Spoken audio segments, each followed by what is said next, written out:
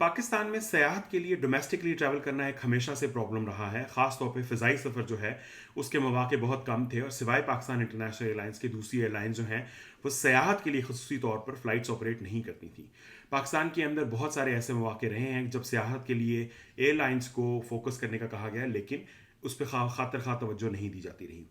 اس پہ ہم آج بات کریں گے۔ Thank you very much for joining Pakistan aviation پر خوش آمدید۔ میں ہوں طاہر عمران۔ تو جیسا کہ میں نے بتایا کہ پاکستان کے اندر سیاحت کے لیے خاص طور پر فضائی سفر جو تھا اس میں صرف پی آئی اے جو ہے وہ حصہ ڈالتی تھی، اور پی آئی اے فوکرز اور اس کے بعد اے ٹی آرز کے ساتھ یہ فلائٹس آپریٹ کرتی رہی ہے۔ اس کے لیے صرف 3 مقامات تھے۔ اس سے پہلے ویسے بائی دا وے مظفر آباد اور کوٹلی اور اس طرح کے شہروں کے لیے بھی فلائٹ جاتی تھی کافی عرصہ پہلے، لیکن ریسنٹلی سوائے ان 3-4 ناردرن ایریاز کے جو ایئرپورٹس ہیں ان کے علاوہ ڈومیسٹک جو سیاحت کا ٹریول ہے اس کے اوپر بہت زیادہ فوکس نہیں کیا جاتا۔ تو آج ہم بات کریں گے سیاحت کے لیے جو فوکس ہے ایئر لائنس کا، اس کی کمی یا اس کے اندر جو اپرچونیٹیز اس کے اوپر، اور آگے چل کے پھر ہم اس کے اوپر یہ بھی ڈسکس کریں گے کہ اس میں جو انٹرسٹ ہے وہ کیوں نہیں ہے۔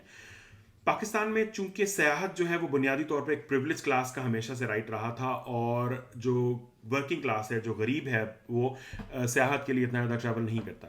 خاص طور پہ جو پبلک ٹرانسپورٹ ہے اس کی جو کمپلیکیشنز ہیں، سڑکوں کا جو نیٹ ورک تھا اس کی بہتری نہ ہونے کی وجہ سے اس طرف بہت زیادہ توجہ نہیں رہی۔ لیکن اب چونکہ موٹر ویز وغیرہ بن گئی ہیں، سوات ہزارہ موٹر وے بن گئی ہے، جیسے اس کے علاوہ گلگت کی سڑک بہتر ہوگی، اسکردو کی سڑک، تو لوگوں کا رجحان جو ہے وہ اس طرف بہت زیادہ ہے، اور اب لوگ پریفر کرتے ہیں کہ وہ اپنی گاڑی پر ان علاقوں میں جائیں اور ان علاقوں میں جا کے سیاحت کریں۔ ہم نے وہ زمانہ بھی دیکھا جب لوگوں کو سڑکوں پہ سونا پڑا، اتنی بڑی تعداد میں لوگ جو ہیں وہ ناردرن ایریاز گئے تھے اس دور میں، تو اچانک سے وہاں پہ اب ڈیولپمنٹ کا ایک جو ہے وہ طوفان آ گیا ہوا ہے، اور لوگ اپنی پراپرٹیز کو، ڈیولپرز بھی اور دوسرے لوگ بھی جا کے اپنی پراپرٹیز وہاں ڈیولپ کر رہے ہیں،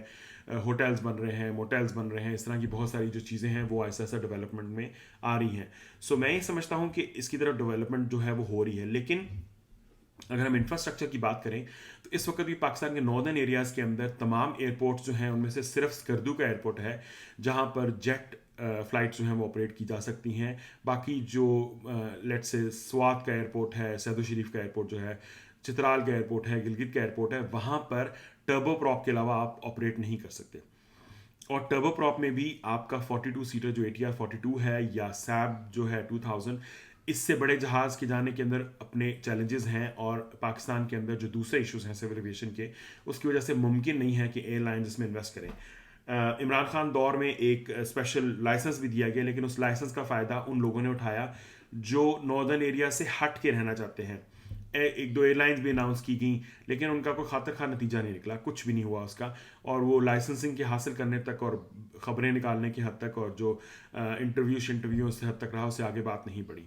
میرے نزدیک جو بہت بڑا پرابلم ہے ایویشن کو پش کرنے کے لیے، وہ جو انفراسٹرکچر ہے اس کی نان اویلیبلٹی ہے۔ اب جو ناردرن ایریاز کی فلائٹس ہیں وہ موسم کے ساتھ بہت کنیکٹڈ ہیں، اور موسم کا جو نیٹ ورک ہے، جو ریڈارز ہیں، جو انفراسٹرکچر ہے، وہ اپڈیٹ کیے بغیر آپ اس کو یقینی نہیں بنا سکتے۔ اب لیٹ سے اگر ہم گلگت کی مثال لیں، اب گلگت کا جو فلائٹ ہے اس کا بہت بڑا حصہ پہاڑوں کے درمیان میں جہاز جو فلائی کرتا ہے۔ اگر آپ میں سے کسی نے فلائی کیا ہے گلگت ATR کے اوپر، تو آپ کو اندازہ ہوگا کہ کچھ دیر کے بعد جو گلگت کی اپروچ ہے اس کا اس سے پہلے کا تقریباً 10 میکسیمم 15 منٹ کا جو سفر ہے وہ آپ پہاڑ کے درمیان میں دریا کے اوپر ٹریول کرتے ہیں۔ اب اگر موسم ٹھیک نہیں ہے یا بادل نیچے ہیں تو امپاسبل ہے پائلٹ کے لیے کہ وہ اس کو فلائٹ کو اس لحاظ سے آپریٹ کر سکے، کیونکہ ظاہری بات ہے اس نے ویژول اپروچ کے اوپر کرنا، ہمارا جو ٹیکنالوجی ہے، جو جہاز کے سسٹمز ہیں، وہ اس حساب سے کام نہیں کرتے جس حساب سے وہ لیٹ سے کراچی سے پشاور یا اسلام آباد سے پشاور کی فلائٹ کے اندر لیٹ سے اگر ہوتی ہے تو اس کے اندر آپریٹ کریں گے۔ تو اس لیے جہاز کے پائلٹ کو 100% جہاز کو یعنی کہ اس کے جو سسٹمز ہیں ان کو خود آپریٹ کرنا پڑتا ہے، اس کو دیکھنا پڑتا ہے کہ اس کی ویزیبلٹی کلیئر ہے، اور اگر اس کو نظر کچھ نہیں آ رہا تو اس کے بعد وہ اپروچ کیسے کرے گا۔ اس لیے بہت سارے جو فلائٹس ہیں وہ یا تو فلائی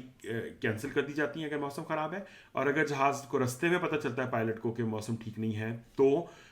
وہ فلائٹس کینسل کر دی جاتی ہیں۔ اب یہ چیز جو ہے اس کو بہتر کرنے کے لیے ایک تو جو موسمیاتی سسٹمز ہیں، اب دنیا کے بہت سارے ملکوں میں ایسا نہیں ہوتا، اور بہت سارے ایسے جو ایئرپورٹس ہیں جہاں پہ خاص طور پہ آپ کے پاس اپرچونٹی ہے کہ آپ ٹورزم کو سپورٹ کر سکتے ہیں، انکریج کر سکتے ہیں. تو وہاں پہ ایک تو ایئرپورٹس کی فیسلٹیز کو بہتر بنایا جائے, رن ویز کو تھوڑا سا بڑا کیا جائے. مثلا گلگت کا ایئرپورٹ ایک ایسی جگہ پر ہے جس میں مزید گنجائش نہیں نکل سکتی, نکالنے کو نکل بھی سکتی ہے ویسے بائی دا وے, لیکن یہ ہے کہ اس کی جو لوکیشن ہے وہ ایک بڑی لمیٹڈ سی اسپیس کے اندر ہے کہ آپ اس کو مزید کیا کہہ سکتے ہیں نا, امپروو نہیں کر سکتے. اس کے رن وے کے اوپر اگر آپ لیٹ سے اگر آپ لینڈنگ جو ہے وہ تھوڑی سی لیٹ کرتے ہیں رن وے پہ, تو آپ کے پاس آگے اسپیس بہت کم ہے. اگر ان کیس آپ ابورٹ کرنا چاہتے ہیں, ریجیکٹ کرنا چاہتے ہیں لینڈنگ, اور آپ دوبارہ سے فلائی کرنا چاہتے ہیں, تو آگے سے جو اسپیس ہے آپ کے پاس وہ بہت لمیٹڈ ہے, اور پوری آبادی کے اوپر سے جہاز ٹرن اراؤنڈ کرتا ہے, جو کہ ایونچولی اگر ایکسیڈنٹ ہوتا ہے یا جہاز کے اندر کوئی مال فنکشن ہوتا ہے, جیسے کہ کراچی کے اندر جہاز کے لینڈنگ کا جو ایشو تھا, تو it is a challenge for the population as well. So میں یہ سمجھتا ہوں کہ وہاں پہ اسپیس بہت کم ہے. اگرچہ جہاز کی جو رن وے ہے اس سے پہلے اگر اسپیس نکالی جائے تو وہاں پہ اسپیس نکل سکتی ہے, اور اس کو یعنی کہ اب اس ایریا میں ڈیولپمنٹ بھی ہو چکی ہوئی ہے, لیکن اب جس حساب سے وہاں پہ ڈیولپمنٹ ہو چکی ہے اس کو مزید بہتر نہیں کیا جا سکتا. چترال کے ایئرپورٹ کے اندر گنجائش ہے, آف کورس چترال کا ایئرپورٹ ایک ایسی لوکیشن پر واقع ہے جہاں پر آپ کو آگے اور پیچھے دونوں اسپیس موجود ہے, اور آپ اس کو بہتر کر سکتے ہیں اور اس کو اس لیول پر لے کے آ سکتے ہیں کہ وہاں پر جیٹ جو ہے وہ آپریٹ کر سکے. کم از کم 100 سیٹر 150 سیٹر جو جہاز ہے ایئر بس A320 کم از کم, یا 19 جو ہے وہ آپریٹ کر سکے. تو میں سمجھتا ہوں کہ اس کے اندر گنجائش ہے, لیکن اس کے اوپر توجہ اس لیے نہیں دی جا سکتی کیونکہ وہ اتنا زیادہ لوکریٹو نہیں ہے جتنا زیادہ لوکریٹو جو ہے وہ گلگت سکردو کا ایئرپورٹ ہے. اب آتے ہیں اسکردو ایئرپورٹ. اسکردو ایئرپورٹ کے اوپر نواز شریف دور میں کافی ڈیولپمنٹ ہوئی, انہوں نے رن وے بہتر کیا, اس کے اوپر پھر A320 کی فلائٹس کی, لیکن اسکردو ایئرپورٹ کنونشنلی بھی جیٹ سے آپریٹ کیا جاتا رہا ہے. بوئنگ 737-300 آپریٹ ہوتے رہے ہیں وہاں پہ بڑے عرصہ تک, تو اس لیے وہ کوئی نئی بات نہیں ہے. اور جو اسکردو کا ایئرپورٹ ہے وہ ایک ایسی لوکیشن پر واقع ہے جہاں پہ بہت زیادہ اسپیس ہے, اور ایک ویلی جو ہے وہ بیسکلی وائڈن اپ ہوتی ہے, تو آپ کو جو چیلنجز ہیں ان سے نمٹنے کے لیے اسپیس مل جاتی ہے اگر کوئی ایسی سچویشن ہوتی ہے جہاں پہ گڑبڑ ہو. لیکن وہاں پہ ابھی موسم کا جو ایشو ہے وہ دستیاب ہے. اب آگے چلتے ہیں. جہاز کے اوپر مسافر وہاں پہ چلا گیا, جہاز پہنچ گیا, اب آگے مثلا ٹیکسیز کا سسٹم ہے یا پبلک ٹرانسپورٹ کا سسٹم ہے, ہوٹلز کی فیسلٹیز کیسی ہیں, جو ٹورسٹ آئے گا اس کی جو کیا کہہ سکتے ہیں فیسلٹیز, جو اس کے لیے کیا کیا فیسلٹیز ہیں, کیا وہ فون وہاں پہ استعمال کر سکتا ہے, سم کارڈز کی اویلیبلٹی اگر ہے یا نہیں ہے, اس کے علاوہ کیا وہاں پہ سیکیورٹی کی جو سچویشن ہے وہ انٹرنیشنل ٹورسٹ خاص طور پہ جو باہر سے آتے ہیں ان کے لیے کیسی ہے. پھر اس کے بعد اگر مزید بات کی جائے تو وہاں پہ جو فیسلٹیز ہیں ان کی جو ریٹنگ ہے وہ کس حساب سے ہے, کیونکہ آج کل جو لوگ ٹریول کرتے ہیں وہ بنیادی طور پہ چاہتے ہیں کہ جس جگہ وہ جا رہے ہیں اس کے بارے میں جس حد تک انفارمیشن اور سیکیورٹی وہ حاصل کر سکیں وہ کریں.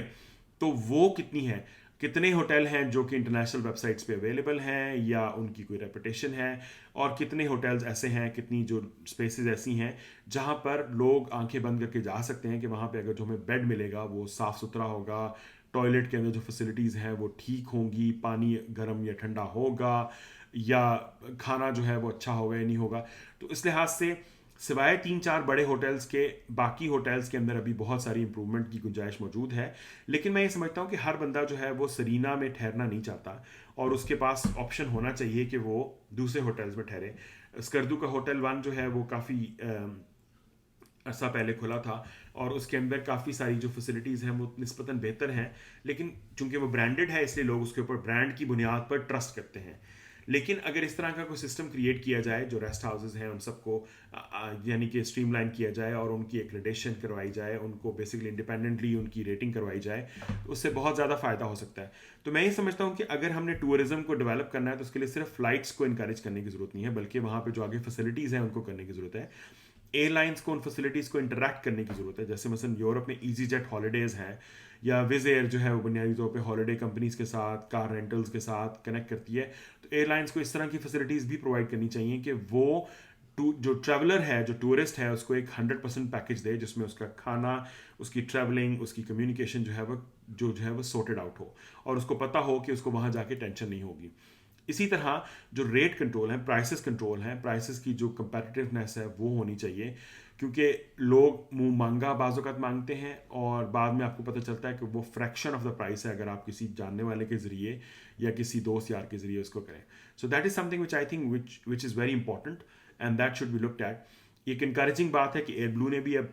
پچھلے سال سے اسکردو کے لیے فلائٹ شروع کی ہیں، اینڈ آئی ہوپ کہ یہ ٹرینڈ آگے چلے گا اور لوگ اس چیز کے اوپر فوکس کریں گے اور دوسری ایئر لائن جو ہیں وہ بھی اس طرف آنا شروع کریں گی. لیکن میں اس چیز کے خلاف ہوں کہ انٹرنیشنل ایئر لائنس کو اسکردو تک ایکسیس دیا جائے. پاکستانی ایئر لائنس کی ایک لوکریٹو مارکیٹ ہے، پاکستانی ایئر لائنس اگر یہ کرنا چاہتی ہیں تو ان کو کرنے دیا جائے. انٹرنیشنل ایئر لائنس کو لا کے آپ اس مارکیٹ کو بہت زیادہ پولرائز کر کے جو ڈومیسٹک انٹرسٹ ہے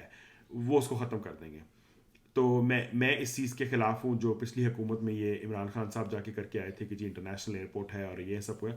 I think Pakistani airlines کو اجازت ہونی چاہیے کہ وہ فی الحال اسکردو ایئرپورٹ کو کے لیے فلائٹ انٹرنیشنلی بھی آپریٹ کریں. انٹرنیشنل ایئر لائنس کو اگر آپ لے آئیں گے تو پھر وہی ہوگا جو باقی تمام سیکٹر کے ساتھ ہوا ہے کہ باقی ایئر لائنس پھر پاکستان کی ایسا ایسا وہاں سے چلی جائیں گی. جب ان کے لیے انٹرسٹ نہیں ہوگا کہ انٹرنیشنل ٹورسٹ کو لا سکتی ہیں تو پھر وہ ڈومیسٹک کے لیے بھی اتنی انتھوزیاسٹک نہیں رہیں گی جتنی وہ اب ہیں یا شاید آنے والے وقت میں ہو سکتی ہیں. تو اس لیے اس کو بہت کیلکولیٹولی لینا چاہیے. کمپٹیشن کچھ نہیں آتا، یہ ساری بکواسیات ہیں کہ جی جتنی ایئر لائنس ہوگی اتنا کمپٹیشن اس صورت میں ہوتا ہے ہیلدی جب ریگولیٹر اسٹرانگ ہو. جب آپ کے پاس سول ایویشن جیسا ایک انکمپٹنٹ ریگولیٹر ہے تو پھر وہاں پہ انٹرنیشنل ایئر لائنس منمانی کریں گی، بلیک میلنگ کریں گی یا برائبنگ کریں گی اور اپنا راستہ نکال لیں گی، کیونکہ ہمارے ہاں یہ کام ہو چکا ہوا ہے باقی سیکٹرز میں.